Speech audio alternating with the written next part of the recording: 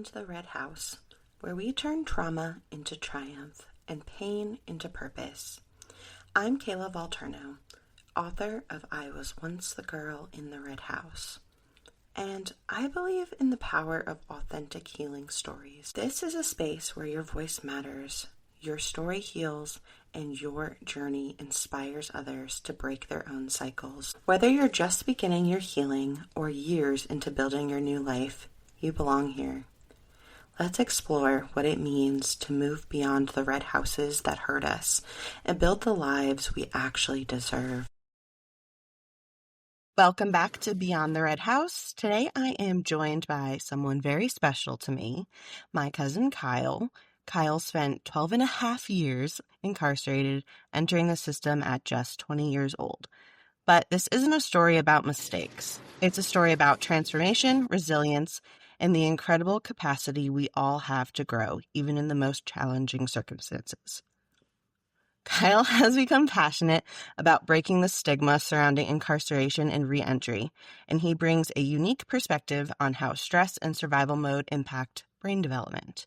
And he's going to be here today to share his insights on healing, growth, and his vision for creating a positive change in his community. Hi, Kyle. Hey, Kayla, how you doing? Long intro, but had to get No, it all in there.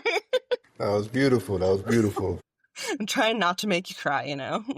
Yeah. I shed a tear already, You did, so yeah. it didn't work. Well, thank you so much for coming on. So I have some questions that I think would be helpful for listeners and anyone who is dealing with either a loved one who's been incarcerated or they're currently incarcerated. So I think is very helpful. And without getting into specifics, can you help listeners understand the path that led you to incarceration? Okay, yeah. So, at a young age, it was really like anger and resentment that was built up. And so I didn't identify it as that. I thought everything was, just normal and as the ways it should be, a kid, kind of lashing out at certain things for reasons he didn't understand. And, I did some, it started with like acting out in school, but it developed into something more serious where I was intentionally causing harm to community. And those specifics you said, so I'm not going to go into extreme details, but I was, drinking and using and selling drugs in a way that, I didn't actually understand. And that was what led me, to the night that of my, incarceration.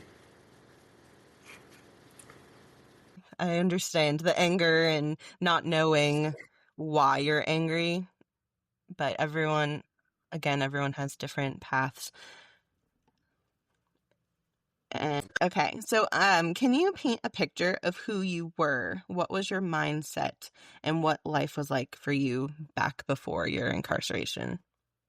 I was actually only kind of focused on day-to-day activities. It was more of, what can I do?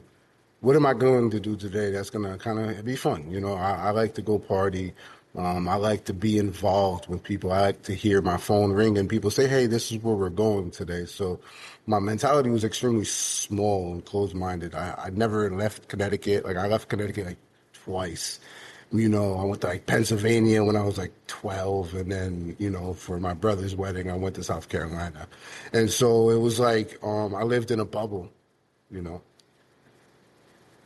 It's understandable. I mean, there's lots of people who never leave their hometown, let alone their state. So there's a lot of people that truly understand that. I actually hear that more and more lately than I've ever. People saying, "Oh, I've never left South Carolina." I'm like, "Wow, really?"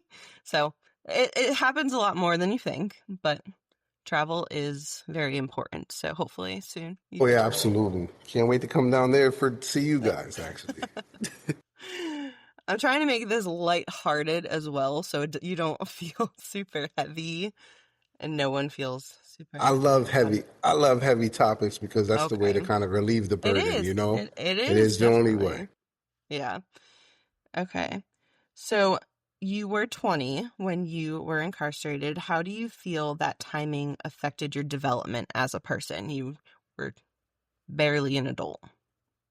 Yeah, so this is a powerful question because we have brain science or whatever now that says like, males don't develop until they're like 25 or something, but like when you really sit back and think about it or think about your mentality as like a youth or as 16, 17, 18, 19, 20, you know, you truly realize that you're not fully developed until, you know, it could be a certain age, but it's really about being responsible and having responsibilities and being taught that, being guided to something that is, I don't want to say like the perfect, citizen, right? Because that's weird, but like something that kind of resembles a natural human, right? That's is acting in his community or her community.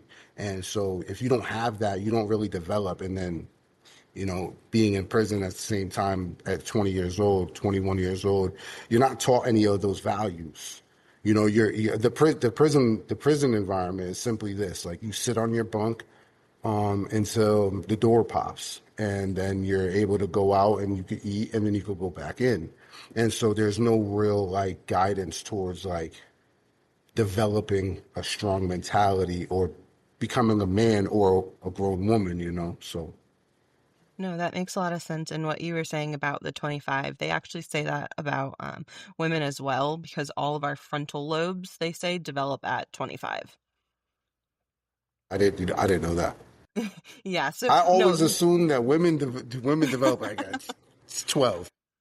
Their mind is for their no, grown woman that they know no. what. No, no, I'm I just kidding. promise you, I was very much not frontal lobe. So, what did you learn about how stress and survival mode impact decision making? Yeah. Well, you know, stress comes in all different areas. Comes from all different places, I should say. And so it's not just prison, but prison for me, I can speak to that. And prison stress, that environment, it really limits your creativity in a way that you know, it's difficult to come back from, to bounce back from, if you don't have an outlet to be creative. And so for me at least, it made me it narrowed even further, my mindset. All right, so I was only Ansonia, that was like where I was from, and then it was like now I'm just in Suffield in this prison in cell 24, right? And like that's it.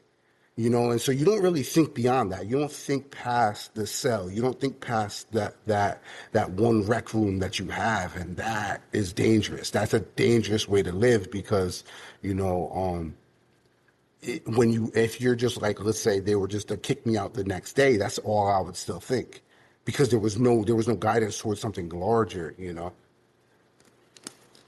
Makes a lot of sense. And it's, I can't even imagine that day to day thinking, having to train your brain that way to be there in that environment. So that also definitely puts a strain And on. it gets deep. It gets deep too, because when you really like think about, you know, day to day, right? When you think about, all right, so 7 o'clock we eat breakfast. You go back in the cell. You come back out for rec, and so that kind of structure, or that kind of, you know, it's just a life, right? That kind of life that you're living, it it can get comfortable. And that's the scary thing. That's a scary thing too. Now you're comfortable. Now you on. This is what it is. And so when things change, and one day you're a 33-year-old man and you're out, and you're like, hey, what do I have to do today? Nothing. I don't have to do anything today. I can just sit around. I mean, that's not the case. You need to do.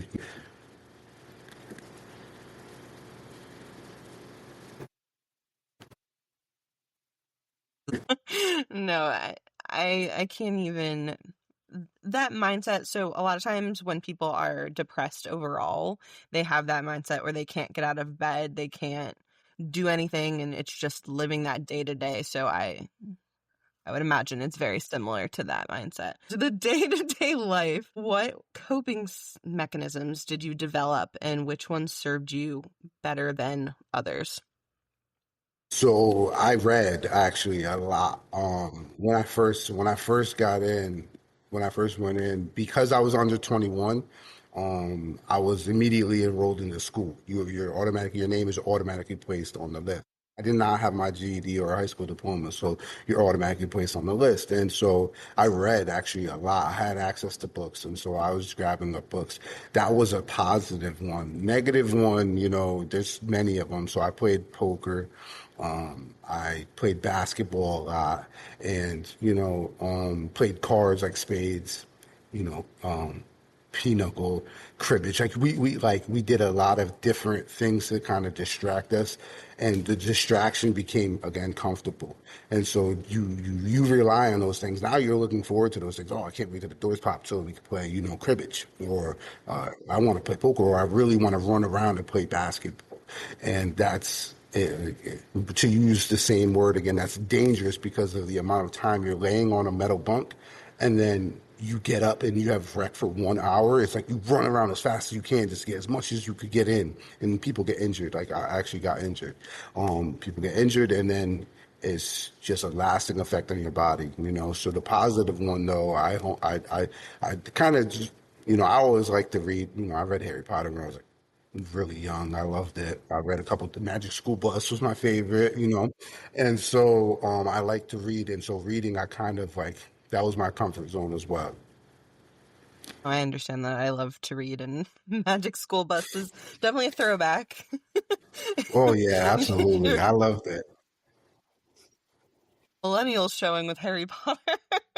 Oh yeah, Harry Potter was something else too. I'm telling you, man, that guy, man.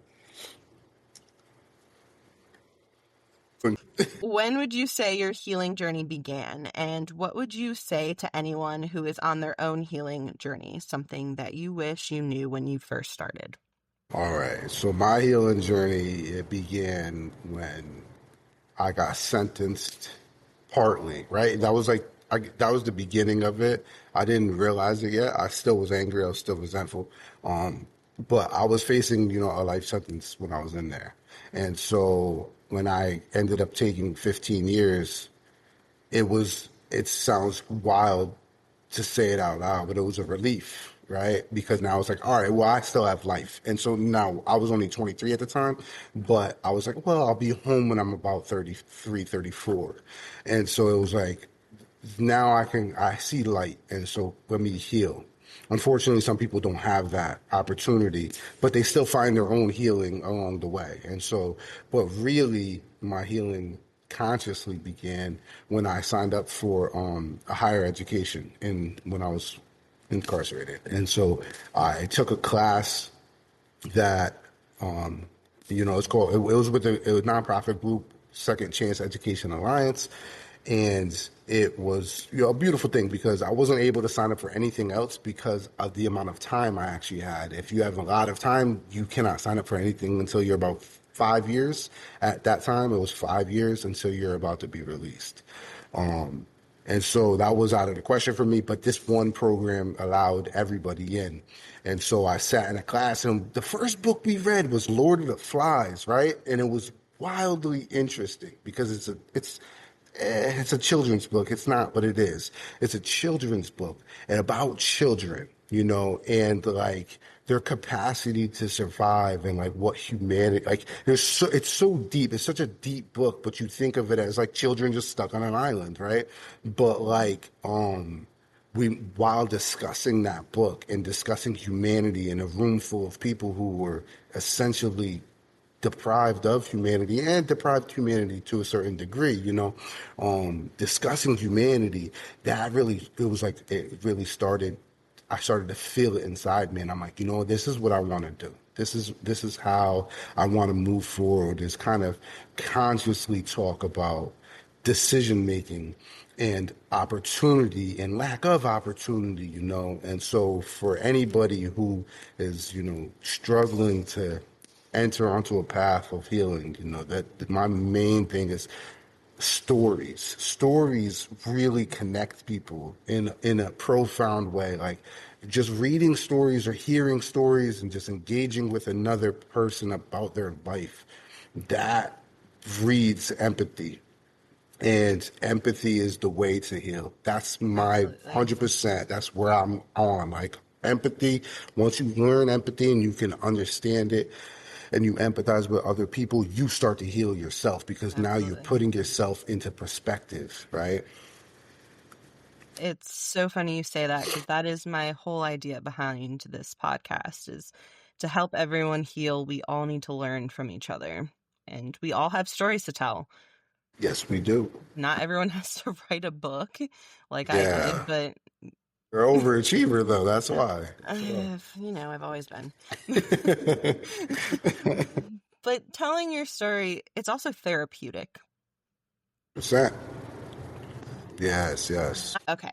So, what would you think people on the outside don't understand about the psychological impact of incarceration? Well, a lot of the times, from my understanding and like how I engage with people about incarceration in general, it's usually like, well, you're there for a reason, right? That's what comes up, and so that's valid, right? That's an extremely valid point, but like, let me turn that question kind of back on them and say, like, what is the reason that we are here, right? Why are we incarcerated? And so, not the reason that we were incarcerated, but the reason for incarceration. What does incarceration represent? What does the Department of Corrections represent?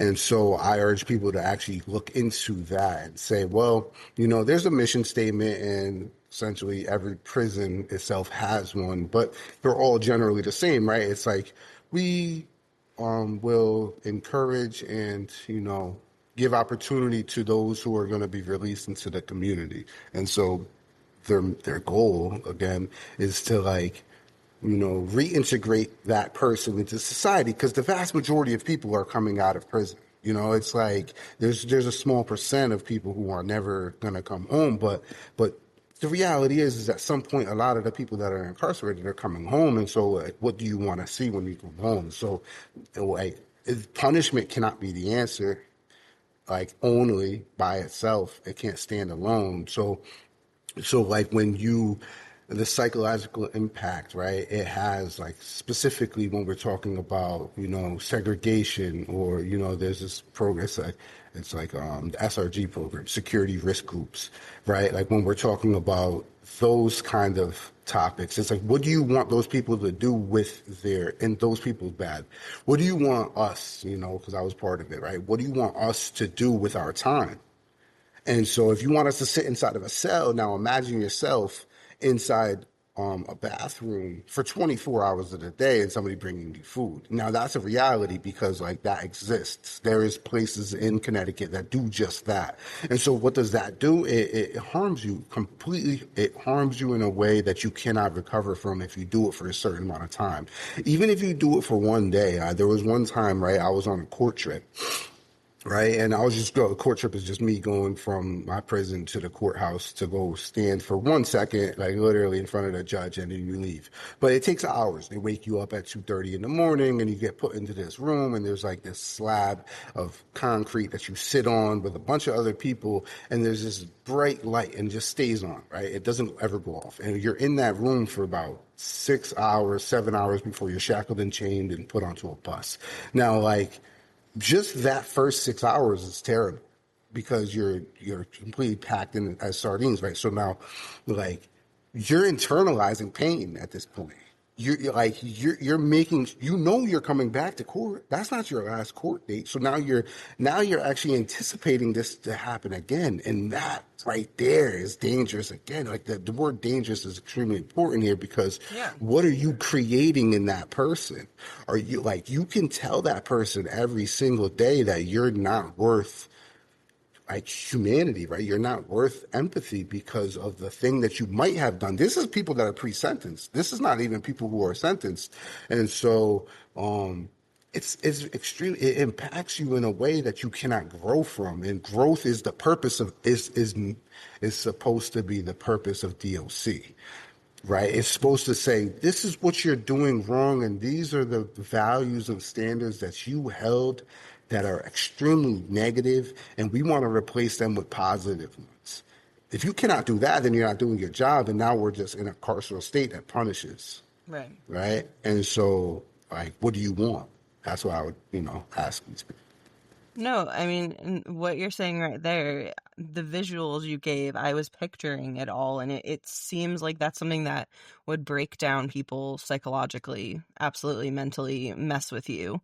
So that picture alone is horrible. It does get worse, and I don't want to turn this into a thing where people are like, "Oh, this is like for pity or whatever." No, no, no, No, because to some degree, there's security measures that need to be held absolutely. in. That's their favorite thing, right? Security, safety, and security, and so there's a truth to that. But like another image I'm gonna give you is like there's these shackles and there's this box that holds your hands really close, right?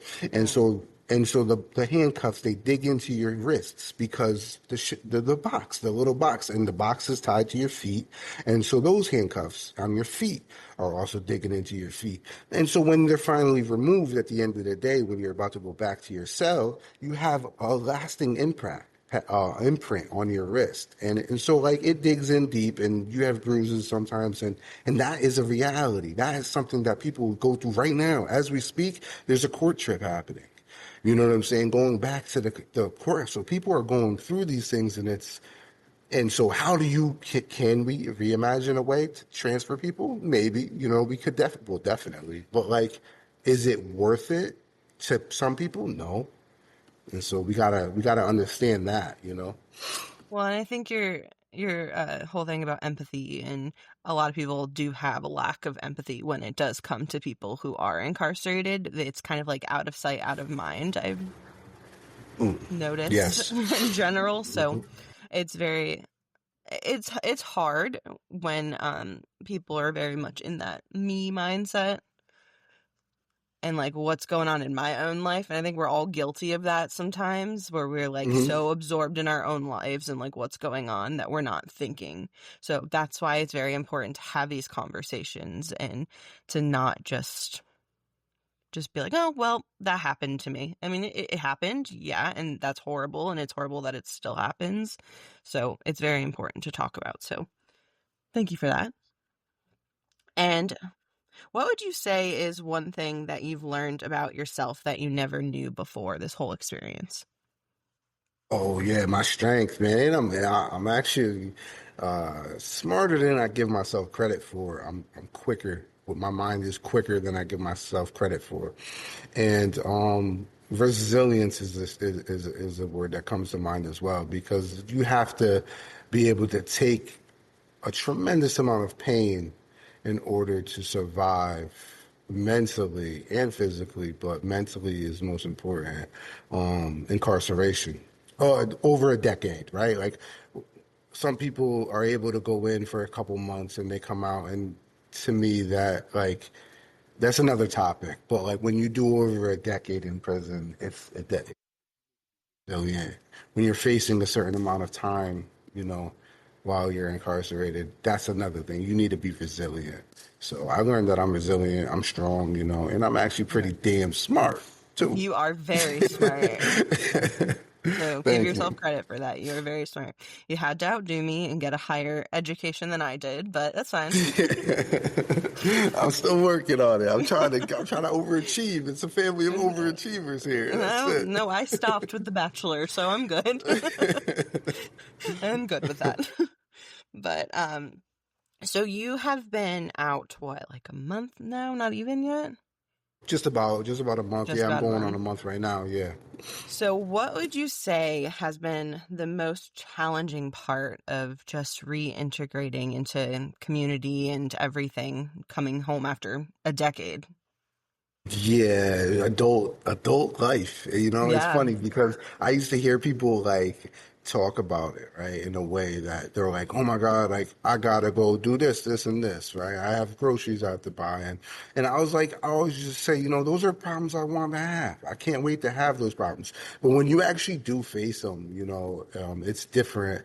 it's a different kind of feeling. And so for me, I was incarcerated for such a long time without knowledge of, certain things that I can do while I was incarcerated, that like my license expired, I wasn't able to build my credit at all. And so when you come home, and for me, I was like, all right, how do I get, my license back? So I got to call the DMV and then schedule an appointment. And so those things sound really small, but it's everything. It feels almost overwhelming at first. And Right. so like setting up a bank account, and getting a job, and then getting your license and buying a car, and then eventually getting your own apartment.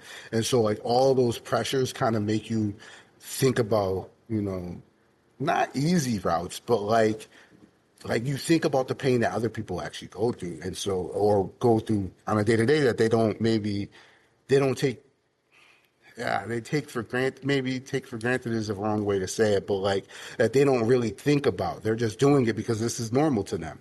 These are normal problems to have. And so for me, those aren't normal problems. Those are my normal problems are like, when is the door going to pop? Or why are we on lockdown right now? Like trying to figure out those questions. But like a normal problem to have is, hey, like I have to go stand in line at the DMV for hours before I can get like my license restored.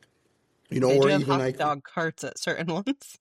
yeah, I imagine they probably have all types of stuff for feed people for days because they're sitting in line and they're like, "What am I doing?" Well, no one likes the But DMV. nobody likes it, and so there's processes that's making it easier. Like I did mine online. I was able to like schedule an appointment Well, online for that's mine, awesome. and that's cool. And so, but some of their struggles, that's it's difficult to be an adult, right? And so and it's just the reality of it. But those are problems that like I said, I'm actually happy to have. Well, you're kind of in this bubble for 12 years, and when you come out, the world is so much different than technology-wise alone. Things are so different than they were 12 years ago. Oh So, yeah, let me tell you about the phone. The phone, right? So I'm fortunate enough to have a family that really like supports me 100%. And so I ended up, I got a phone, a little iPhone 14. And so I'm sitting here trying to figure out how the phone works. And so that sounds hilarious, right, to some people, but I was actually getting frustrated. So that was the first problem I had, the biggest problem was like the phone. I did something in the settings and I didn't know how to fix it. And so I turned off my chat so I couldn't message, but I could video chat. It was very strange. And so like those are like little things that you really do. Like when I was on the inside, I was like, oh, I'm gonna be able to figure out computers. Like I was home when there was computers. I had a yeah. computer, but it's like no, it's a little bit different. It is It's successive. it's it's a lot different, but even moms would sympathize with the fact that when you're doing so many things at once and it like piles up on top of you, where Yeah. you feel like the weight of so much. So you just have to take it day by day, and That's it. it's not Patience, easy. patience. And that's another thing I learned. And so, to your question before, it's like patience. I learned that I need to have patience in order to be successful because nothing happens in one day. No. Nothing can happen in one day. There's 24 hours. You have to do a lot. And so, it's just about patience. A month goes by. Now I have certain things situated. Like I have my bank account up. I have my phone situated. I'm working in the community already. So it's like things are happening. So just patience. No, and I think patience is very important for everyone. And some of us just snap back very quickly. And I think that's a family trait. Yeah. That's a family trait. So I understand that one. But what I am so proud of you with is that you started a community page beyond the bars. And I want to know your vision behind that. What inspired you to do this? So I love this topic right here. And so beyond the bars, for me and for other people, it's a movement, right? It's a movement toward a future rooted in healthy relationships and conscious acts of kindness. Right. The idea started inside of a room, a classroom that was in a school that was inside of a prison. And because of that layered power dynamic, we had to come up with creative ways to make use of our time inside prison that had a school with a classroom. just for us, right? That was a space that was just for us. And so Beyond the Bars was essentially created in our study hall time. We were talking about what can we do to kind of help heal some of the traumas that we inflicted on the community. It's not about us at that point.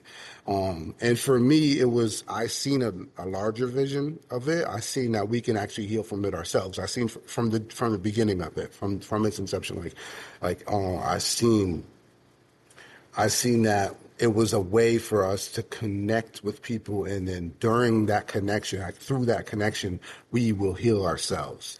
And so, the idea behind it is simply to use community outreach as a tool to heal both us and the community that we harmed. And that's No, where I it love that. begins and ends. No, no, I love that. That's awesome. And what would you tell someone who's currently incarcerated, or maybe someone has a loved one that's incarcerated and feeling a bit hopeless? So for the person that's incarcerated, it's difficult to tell you that things will work out, right? It's hard to hear that. It's hard to hear that things are going to work out,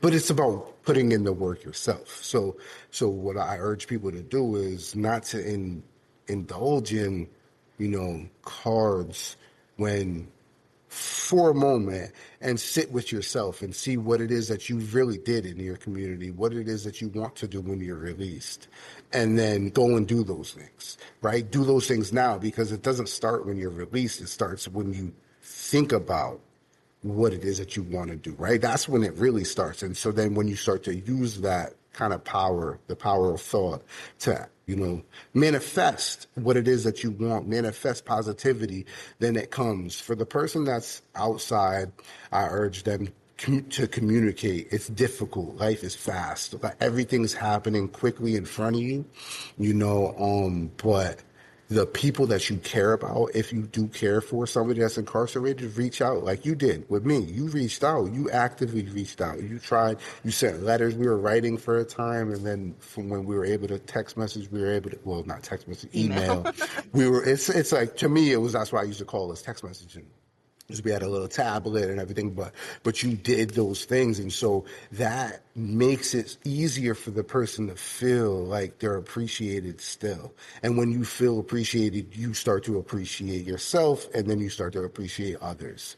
So Well, and I think it is such a big thing. I know for me, I was scared at first to reach out because I was like, what do I say? I don't want to be yeah, like, oh, I'm having a good life right now, yeah, but yeah, like you're not here. Like, it, yeah. so I think for that too do you have any advice like on what to say? Because I know for me, I personally was like, I'm just gonna say hi, how are you? Yeah, and so that's actually my advice is right there. Hey, how are you? And so you can, like, for me, I could use myself as an example. I wanted so badly to see people live life because it reminded me that I can live life too, or I am going to live life as well. So when I got pictures, there's a great, app that's on your phone. You can download it. It's free prints, and with a Z, free prints with a Z, and you can, send pictures for relatively cheap. And so it's just like small things like that, even if it's no letter involved, if it's just pictures, and like that to me motivated me to be better. And so sometimes it breeds a little bit of like, damn, I wish I was doing that. Like it's almost close. It mirrors resentment in a way. Yeah. But but for the most part, those feelings go away immediately because you're seeing other people happy. And so that's really what it is to say, hey, hello. How are you? How are you goes a long way because that opens up the door. And if it's just a how are you don't leave no room for nothing else. So they're like, all right, well, this is how I am. And that actually encourages people to think about how they are. What am I doing right now? And how am I? Am I bad or am I good? Like sometimes, those little conversations when you're walking past people, like, hey, how are you doing? And they're like, hey, good. Like in passing in the street, people, we take for granted that interaction. But if you stopped and said, well, I'm doing good and this is why, or I'm doing bad and this is why, you can actually change you could change your day. You could change somebody's day with that. No, I absolutely agree, and I think it is very important. And I think what you said about people living their lives, that's so important because a lot of times we want to just pause our lives and not make someone like you. I didn't want to make you feel bad. You know what I mean? Like, I never wanted to make you feel bad that you're missing out on anything. Yeah, So and it was so hard. yeah, and so no, it is, and it's going to be hard. It's going to be hard, but that's how you heal, right?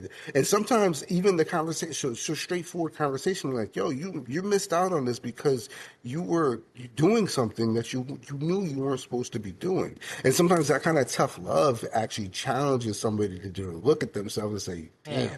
damn, because like we're not gonna play the game that says that people, where people have this, oh, like I was just, I didn't know I was doing wrong. Like if you're a certain age, you in your heart, what you're doing is wrong, but that's there's no excuse for it. There can be the other factors that come into play, but it's still really like you made a decision, and so we have to interrogate what it is that created that decision making skill within you before we can heal. And so that's where the conversation starts. You can be tough. You can say like look, this is what I'm doing, and I wanted you here for this. You're not here for this, but I still want to celebrate it with you. I still want to encourage you that, like, I'm here for you. I'm going to encourage you to do these things too when you get out. That's beautiful to me, you Yeah. know? Well, that just reminds me of how you happened to call me when I was in the hospital and I just had my daughter, and you happened to call me after I had her, and you're like, "Wait, I'm the first one to know." Yeah. Beautiful experience. It was a beautiful experience. I mean, some things you didn't miss out on. Yeah. No, absolutely. I got the pictures and I got the phone calls, and you told me about everything, and I lived through you vicariously. That's important. Yeah. No. I think that's a very important conversation because like I said, I mean, there's so many people that we were all like, questioning, like, what should we say? We were like, Yeah. oh, because no one Hmm. wants to make you feel bad, you know? Yeah. Especially like if it's someone who you truly love and it's your family, and you're like, I don't want to hurt them. Like they're already not doing the best, obviously. Like, Yeah. so that's where my mindset was on that. You know me, I'm always overthinking. Um, So, what would message do you really want people to take away from your story? What is the biggest thing you want people to learn from you? There's always a way. There's always a path towards a brighter day, right? And even and so what I want to say um, right now is that there are people that right now I'm in communication with. They're serving life sentences, and what they're doing is they're reaching out to communities and trying to run events that help communities. Like, so one of the ones, it's a soap drive, and my friend actively does this. He gathers up soap, he goes around and he asks people for donations for soap that you could buy off commissary, and then he sends it out with a letter of recognition to homeless shelters. There's another person who did the same thing with socks, but he sends them to group homes because he was in a group home as a kid. There's another kid that I call him a kid. He's 28 now, but he was 17 when he came in. He was a kid, and he wants so badly to impact his community. So what he wanted to do was he wants to host an event that encourages them into sports, and so it's really that, right? That's the message that comes from like a story like mine, because I'm not unique, right? As much as I like to think I am, I'm not unique. I served a lot of time in prison, and I tried to help people while I was in prison.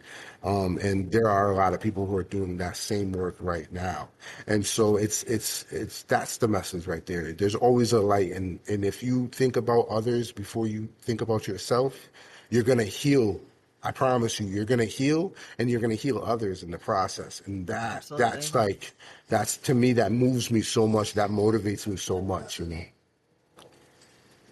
you know me, that's the whole reason I wrote my book, was to help others Mhm. not feel alone and to be able to heal. So it's there's so many I love the fact that you talked about the soap and all these different things that they're doing. That is such an amazing thing that they're doing. So that was very I'm, like, choked up. I'm like, I didn't realize that that stuff happens, and I think a lot of us are very naive, and like I said, it's like you're in a bubble, you don't think about certain things sometimes outside your bubble, so I think a lot of people just don't know what's going on. Yeah, and so these are things that are happening, and I guarantee if they, just look for it, ask people and talk to people. Like there's an event coming up actually tomorrow. It's called Liberation Live, and it's at a bookstore that I worked closely with because I was actually donating books, the old books that we had from class, because all of us were in higher education class getting, an education from Yale professors. And so, like a lot of those books, we were just stacking in our cell. And instead of stacking them in our cell, we just put them together and I sent them out to a bookstore so she could donate them. That's She awesome. had a grant to build pop-up libraries. And so she filled up the pop-up libraries all throughout New Haven. And like, these are things that like it just brings people together in Absolutely. conversation and connects people through stories. So these are Yeah. things that are happening though. Community is so important, and especially in your healing process, so that's really beautiful. But is there anything else you want to talk about? It is your mic. So, one thing that it was extremely interesting that so this is a podcast is called Beyond the Red House, right? Yes. And so it's extremely interesting to see what I was doing and with friends. This is not just me, a project mine, that's mine, but Beyond the Bars. It's about understanding that there's something past the thing that is confining you because we're confined by trauma, right? Yes. All of us are. Everybody, every single one of us is confined by trauma. That is our prison. It's not an Yeah. actual cage like I was in, but it's its own cage that's formed around you because it's hard to grow from trauma, especially when there's so much like anger and resentment that's built up towards it. It's like, why am I the one that's being hurt? And so it's about a life past that, but it's also, and it's not just for yourself, it's for the community that you want to impact. And so whether that's women who are suffering from domestic violence, because that's a huge topic, right? We could go on for Absolutely. hours about that. Or Absolutely. it's something as simple as the kid who is suffering because his family, his close relatives are drug addicts and he cannot eat. That's trauma too. And so how do you move past that and heal? And so I really love the title, and I really love the idea that comes with it. And it's just a reminder to me that there are people that are doing work and identifying, trauma in a very specific way. It's like that's not your life. Trauma is not something that we should get used to. We're not accustomed to trauma. We don't want to live within the confines of trauma because what you turn into is not something that resembles a human, right? You're something that resembles, more of, and I don't even want to say an animal because animals don't deserve that either. So it's like you look like something that is not human, and it's difficult to feel like you have people in your corner when you're really alone, when you're truly alone and you're truly going through that trauma. But if you just think about something beyond that trauma, it doesn't have to be beyond the bars or beyond the red house. It could be beyond whatever it is that's actively confining you. Beyond that, what is past this? Yes. And if I can make it past this, what can I actually accomplish? So for me, that's like, it gives me chills. Right now, I got the chills. I'm like, oh man, let's go. Let's talk about this because, I was actually listening to some of the words that you were saying in previous episodes and you and your friends and like that to me, like the conversations that you guys are having and it's just, how can we heal? Everybody wants to know the question. How can we heal? There's no real one way There's to none, heal, no. you know, Right. but it can start with a story. or a conversation, or just a simple, hey, how are you doing? Send the letter out, send the message out, Yeah. whatever it is. I think that is the perfect place to end. That was beautiful. I don't even need to say anything. Thank you so, so much for coming on. Thank you so much for listening to this week's episode of Beyond the Red House. Kyle's story reminds us that our past doesn't define our future, and that transformation is possible even in the darkest places. If you've been moved by Kyle's journey and want to connect with others who understand the challenges of incarceration and reentry, I encourage you to check out his Facebook group, Beyond the Bars. It's about understanding the power within all of us to effect positive change, bring together formerly incarcerated individuals and their communities to make lives better. You can find Beyond the Bars on Facebook. I will put the link in the show notes. It's a space for support, understanding, and breaking down the barriers that keep us separated. Thank you so much to Kyle for your courage in sharing your story and for the important work that you are doing to create a change. Until next time, this is Beyond the Red House. Your healing matters. Your story matters. And you matter. Thank you for listening to Beyond the Red House. If you have a story to share or want to connect, email me at hello@kaylavalterno.com. Visit kaylavalterno.com for my book and resources to support your healing journey. Everything will be in the show notes. Keep building beyond whatever tried to break you. You are stronger than you know. This is Beyond the Red House.